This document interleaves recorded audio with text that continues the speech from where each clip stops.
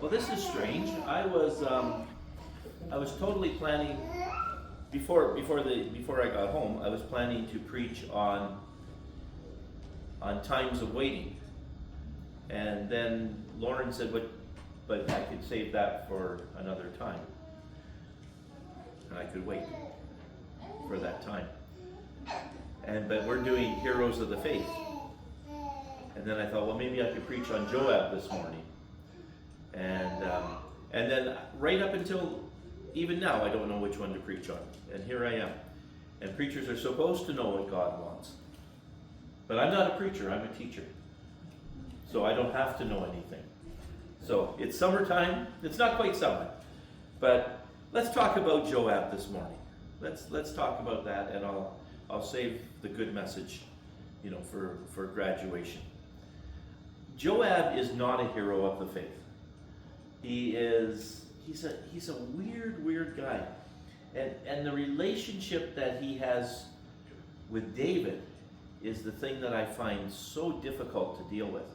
And so I Googled it a few days ago, and I thought, I'm going to Google Joab and see what other people say. And it was starting with Joab's strange relationship with David. And I thought, oh good.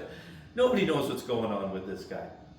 So Joab, I don't know if you know Joab, but Joab you find him in 2 Samuel and 1 Kings.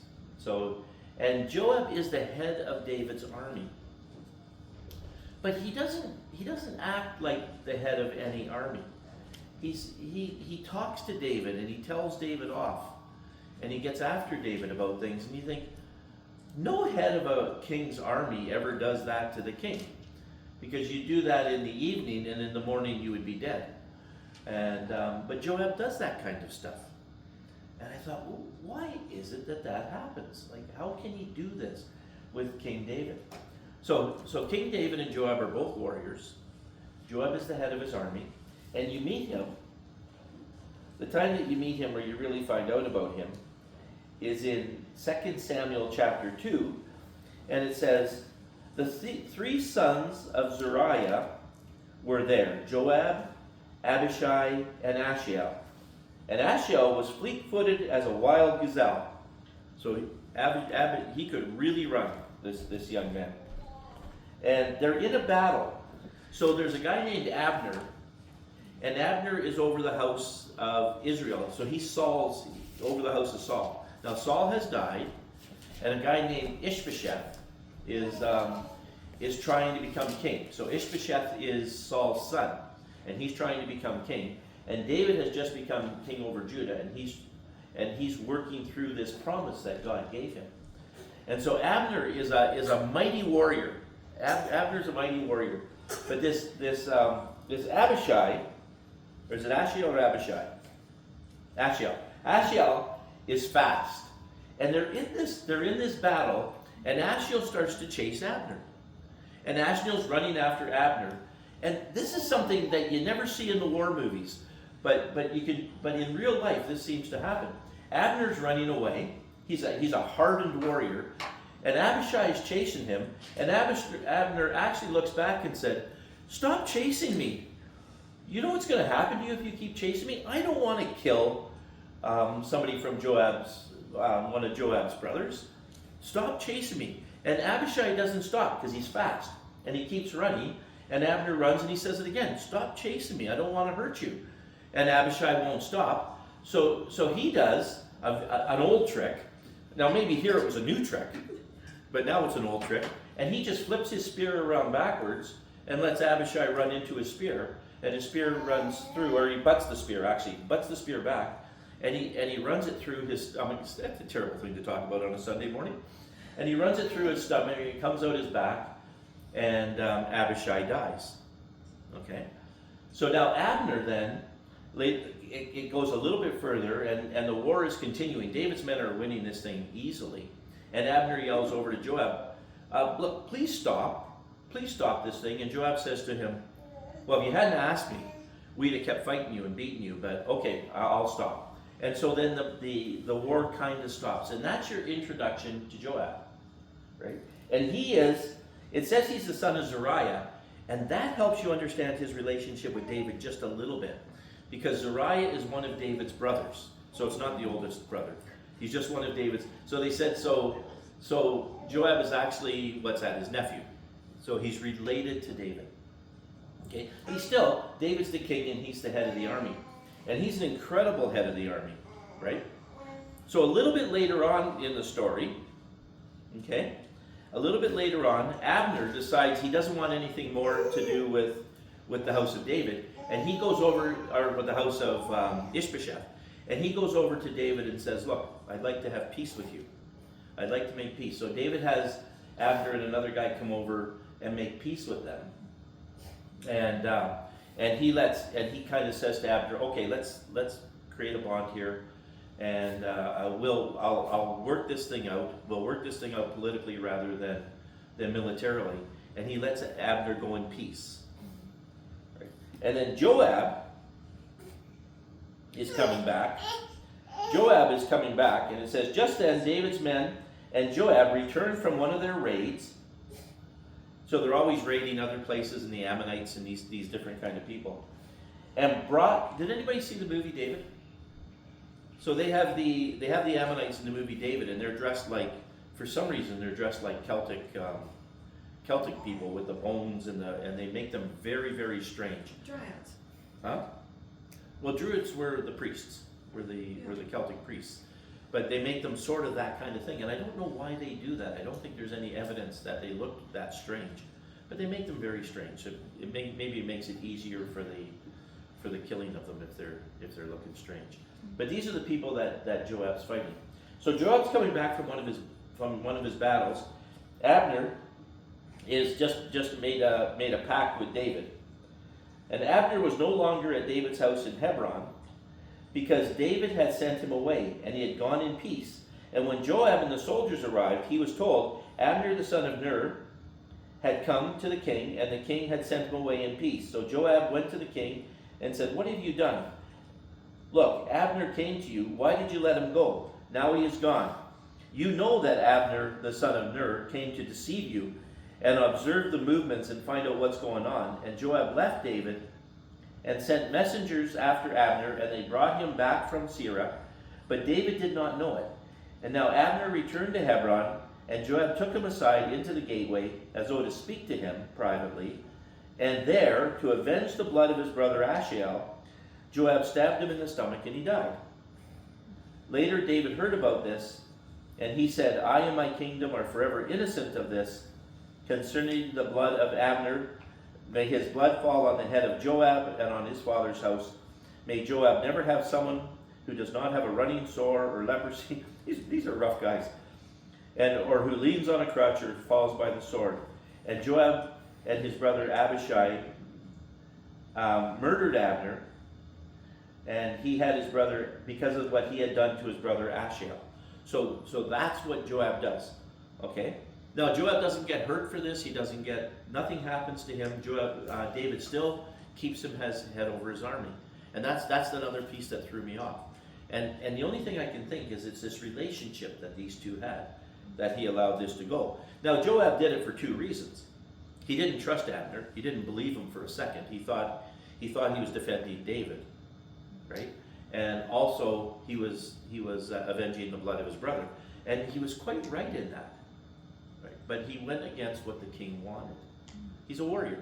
He does what warriors do. But Joab, in the whole thing, I thought he might go against David, but he never does. He stays on David's side. So then Ishbosheth is finally murdered. And then the people who saw his murder went to David and said, yeah, we were there. We're here to report on this. We were there when they killed him. And David has them killed. And these guys never clue in, because I guess, they didn't have, they couldn't text each other and find out what's going on. So they probably forgot that the ones who killed Saul went to David and said, look, we were there when Saul got killed, and we're here to report this great thing to you. And David had them killed for what happened. And now these guys come for Ishbosheth, and David has them killed as well. Because somehow, David was a very good man. And he was a really, really good king, and he really cared. But he loved Saul and his family, right? Remember, even after all the times that Saul tried to kill him, throwing his spear at him, we did realize one thing. They shouldn't give Saul a spear. He can't hit anything with that spear. He's throwing it at everybody in the Bible and missing them all. But David still loves Saul. And he loves Saul. He loves Saul's family. Remember, he loved Jonathan. And he's always avenging Saul's family. Right? Now, I don't know if he ever actually married Michal. I thought he married Michal. But later on, he says he was betrothed to Michal. Which in Jewish times, betrothal really was marriage in a very real contractual way. But later on it says, remember Michal gets mad at him when he's dancing before the ark, and then later he talks to her, and then she's mad at him again and says she never had children because she's taken away from her husband to be brought back to David, and he goes along behind her crying, which makes me not think much of him. But then David takes her back and she wants nothing to do with him and says she never had children until the day she died. Because that would have been an interesting piece, wouldn't it? Because if Michal had had a child, I wonder what would happen to Solomon. Anyway, just an aside on the whole thing. So David then becomes king over Israel, and the ark is brought back to Jerusalem. God makes his promises to David, fantastic promises to David, right? And then you come back, and then he lets Mephibosheth be a part of his house. And then he comes back and he defeats the Ammonites, and Joab comes back into the picture again. And he's fighting with the Ammonites, and Joab is helping them fight. And then David, for some reason, he's supposed to go and join this battle with the Ammonites. So Joab is there in the battle with the Ammonites, which are the grandsons or great grandsons of they're in the lineage of Esau. Ammon was a grandson of Esau, and these are his descendants. So this is sort of the people that they're fighting. And Joab's in the battle, and David doesn't go. Remember, it says David decided to stay home, which is kind of weird. And that's when he saw Bathsheba on the roof bathing. And by the way, people like to put blame on Bathsheba all the time, and even some of the Jewish books and scholars want to put some of the blame onto Bathsheba. But in Scripture, there's no blame on Bathsheba at all. She is not even important, not super important to the story.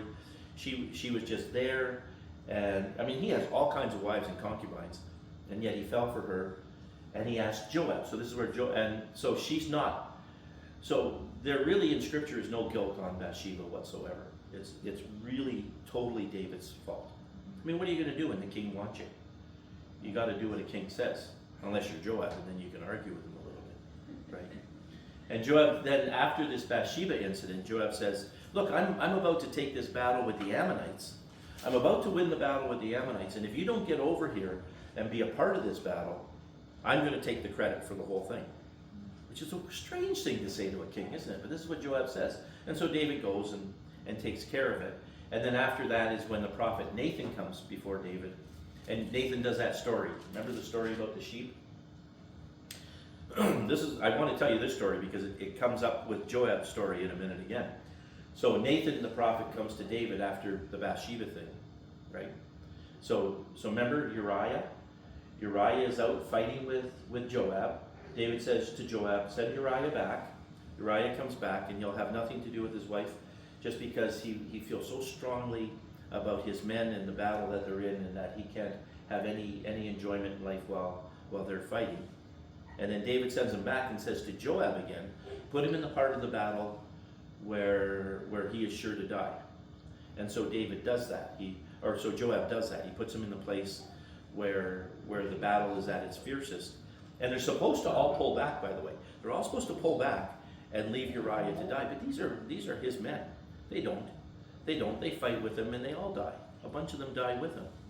And David didn't want that. He just wanted Uriah dead.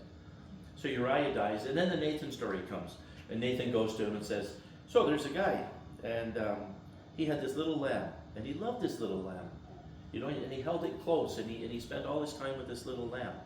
And there was this other guy, and he had all kinds of sheep. But he had a friend coming over, and rather than use one of his sheep or one of his lambs,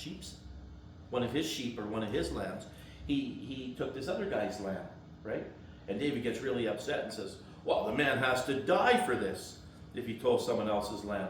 And then Nathan says, well, you're the man, right? And David's like, oh, great story, Nathan. And realizes he's the guy. And then the punishment's going to be on David. And so David then prays and prays and prays because they're going to kill his child of Bathsheba. And he prays and prays and prays, sackcloth and ashes. And then he finds out the baby's dead. And then he gets up and goes on with his life. And they say, well, why? You were so upset. He says, well, God's made his judgment now. What do you want me to do? And David still loves God. But the reason I tell you that story is because just a little bit later in this thing, they're talking about Absalom, because Absalom has killed his brother. His brother to another mother, which is actually acceptable in those days. He had a stepbrother who actually had a sister, his sister, Absalom's actual sister. This other brother really liked her, right? And he decides, somebody gives him some advice, because this girl will have nothing to do with him, and gives him advice and says, well, pretend you're sick, and then she's going to come over and cook you some food. And then she comes over and cooks him some food, and he actually rapes her. And then he hates her afterwards and sends her away, right? And Absalom finds out about this. And Absalom gets very upset. And so Absalom goes and he has a party and invites all of David, a bunch of David's brothers or sons and daughters to this party. And then he takes, I forgot the guy's name. Do you guys remember the name of the guy? Here, I'll just go back one verse here and find out. Amnon. And he invites Amnon, and he takes Amnon aside and he kills Amnon. That's such a hard name to say. And he kills Amnon. And then all the rest of them go home. And David's very upset about this. And he goes to do something. But Absalom, the brother of the girl, I totally agree with what he did, by the way, if I'm allowed to do that in a message. But Absalom then runs away and goes to David's, stays in one of the places of David's enemies, right? Okay, so now he's sort of, David loves Absalom, but he's been estranged from Absalom because of this incident with his other son. Now, Joab comes back into the picture again. That was a lot of stuff, wasn't it? So now I'm gonna find out where I am when Joab comes back. Now where did I do that one? So, no, I can't find it. David mourns Absalom's death. Absalom's death. The advice, here we go. Maybe I'll have to tell you the story from memory because I can't quite find it to read here. David flees, Absalom's conspiracy. Oh, I had it right here. I had it marked so I could read it to you. Then Joab, so Absalom's been away for a couple of years now. Then Joab knew that the king's heart longed for Absalom. So he sent someone to Tekoa, a wise woman, brought from there, and said to her, pretend you're in mourning, dress in mourning clothes, and don't use any cosmetics or lotion. Act like a woman who has spent days grieving for the dead. Then go to the king and speak these words to him. And Joab told her what to say. And the woman from Tekoa went to the king, fell on her face on the ground. And the king said, what's troubling you? And she said, I'm a widow. My husband is dead. I, your servant, had 2 sons. They got into a fight with each other and over in the field. And no one was there to separate them. And one struck the other and killed him. Now the whole clan has risen against your servant, and they say, hand over the one who struck his brother, so we may put him to death for the life of his brother whom he killed, and then he would get rid of the heir as well. So they're thinking, the people in this story are thinking, if we kill the brother as well, then that land becomes ours. So they're kind of devious in their approach. But don't forget, this whole story is a lie. It's just a tale that she's telling to David.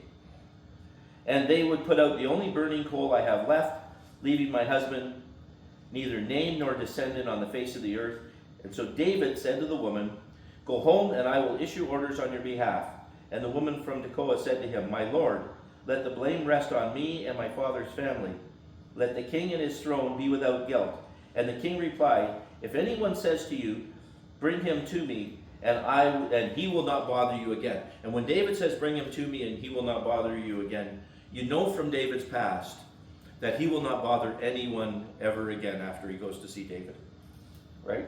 And then she said to him, let the king invoke the Lord his God to prevent the avenger of blood from adding to the destruction to my son, and he will not be destroyed. So in those days, when someone did something and they killed someone, right, an avenger from the other family is somebody from the other family is allowed to go and kill them.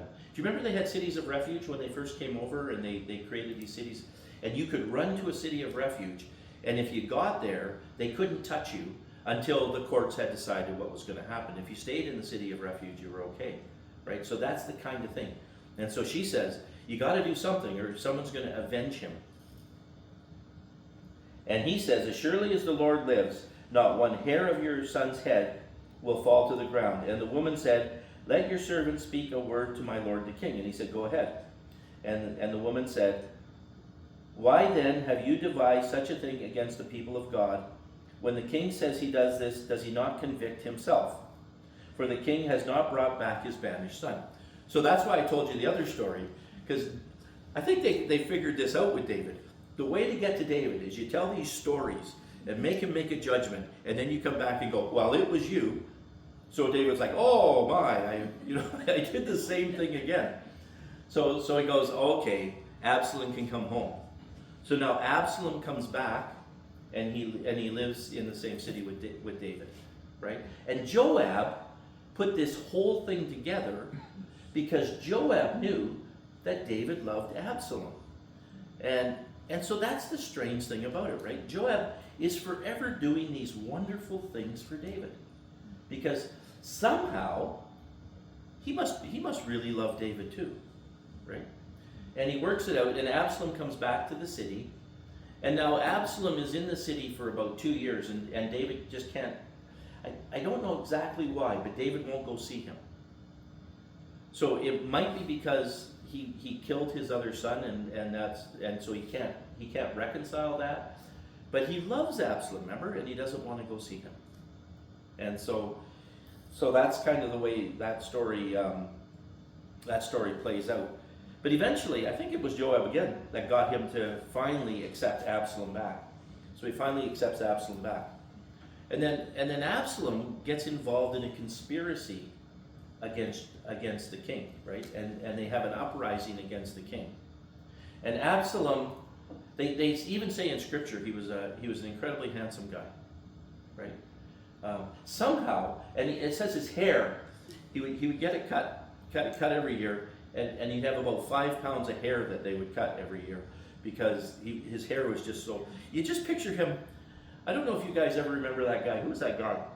Fabio, I guess his name was, right? Fabio, with the long flowing locks. And I don't know why I always picture Absalom being blonde. Like, the chances are slim that he was blonde. I mean, there's blonde hair Jewish people, but anyway, I just picture these long, blonde, flowing hair. And he's running away from Joab and the army. And he's riding away, and remember, his hair gets caught in the tree.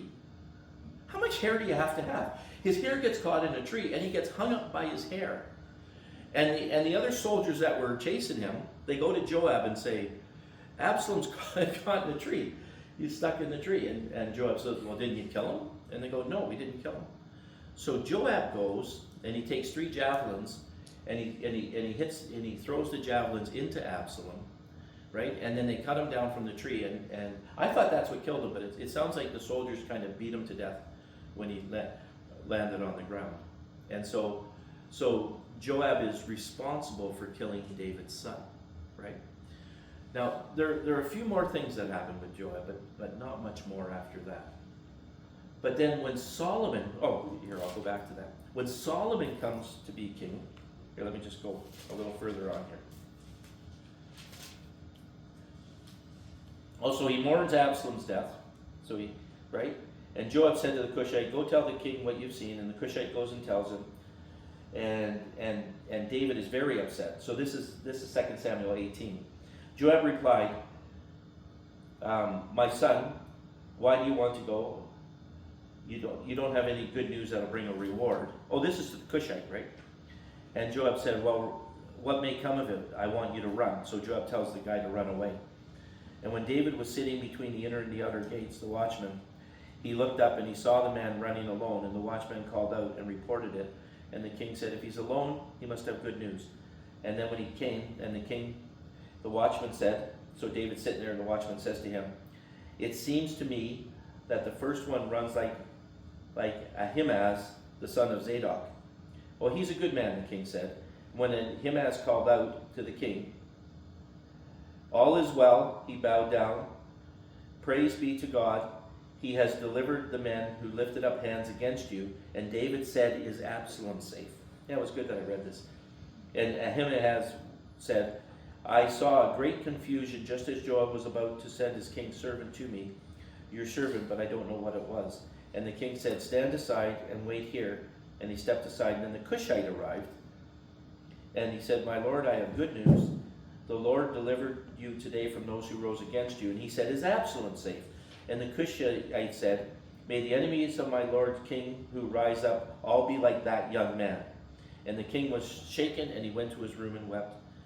Absalom, oh Absalom, my son, if only I had died instead of you. And Joab was told the king was weeping and mourning. And then Joab goes to the king, and then Joab went to him and said, today you've humiliated your entire army. And if you don't make amends for this, because they did what they were supposed to do to quell this rebellion, and now you're weeping about your son. And Joab actually said to him, you need to go to your army and make this right, or you won't have an army come morning. Interesting, eh? Interesting stuff that Joab does all the time, and he does this stuff to help David, right?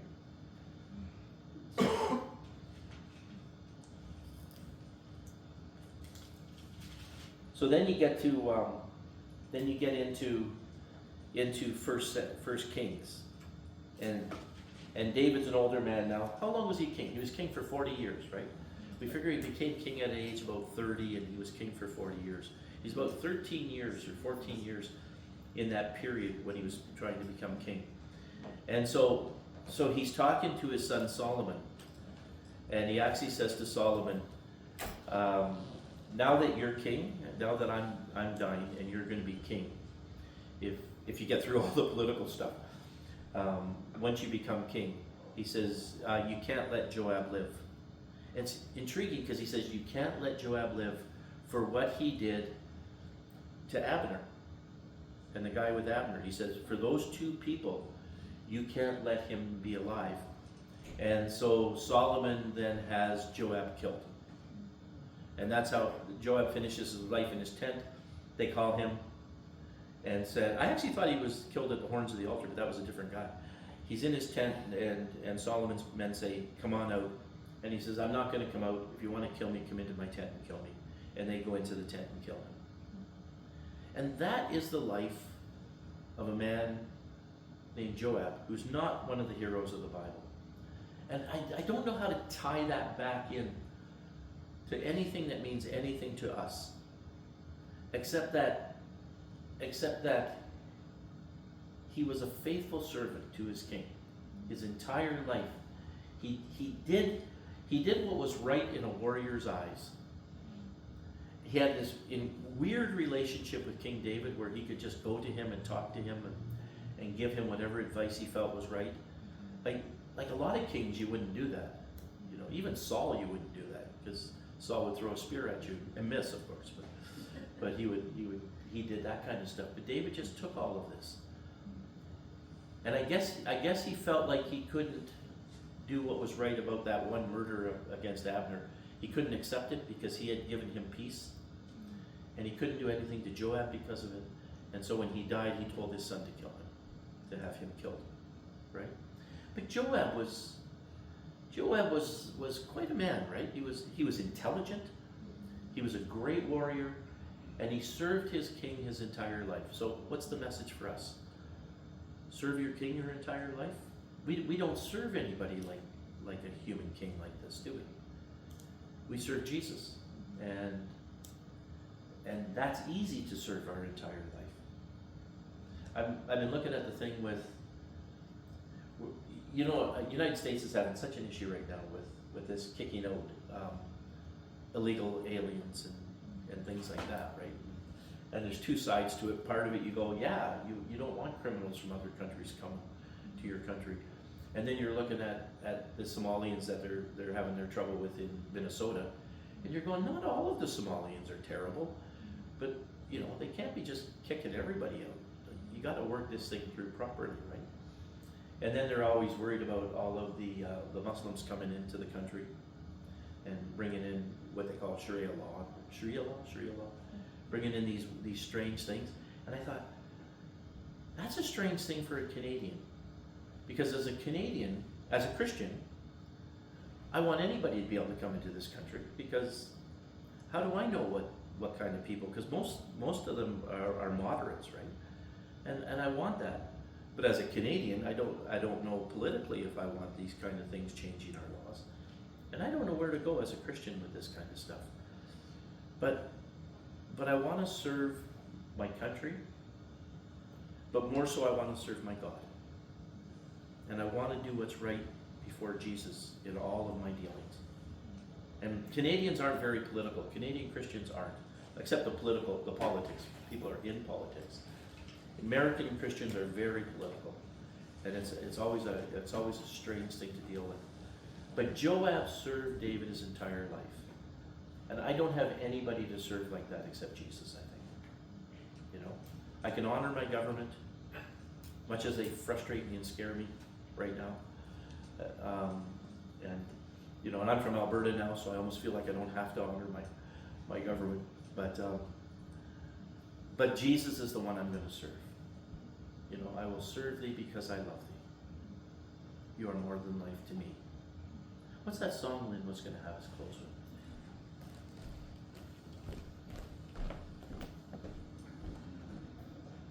with? Had it. Anyway, that's Joab. I think I'd like Joab. I think I'd really like Uriah, the Hittite. I don't know if I'd like David.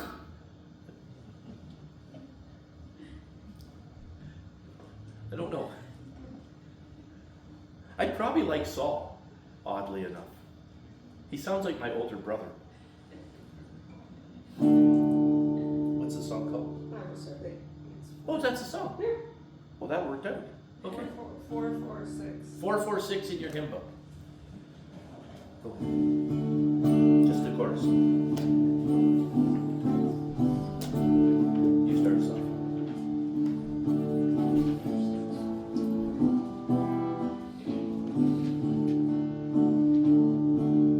I will serve thee because I love thee.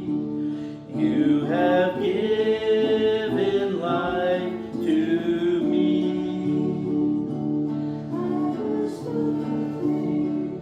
And for you found me.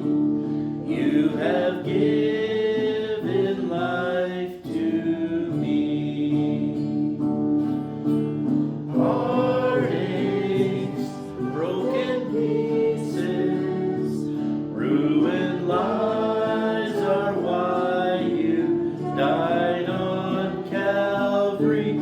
Your love is what I long for. You have given life to me. I will serve thee because I love thee. You have given life to me. I was lonely until you found me. You have given life to me. Heartaches, broken pieces, ruined lives are what you died on Calvary. Your love is what I long for. You have given life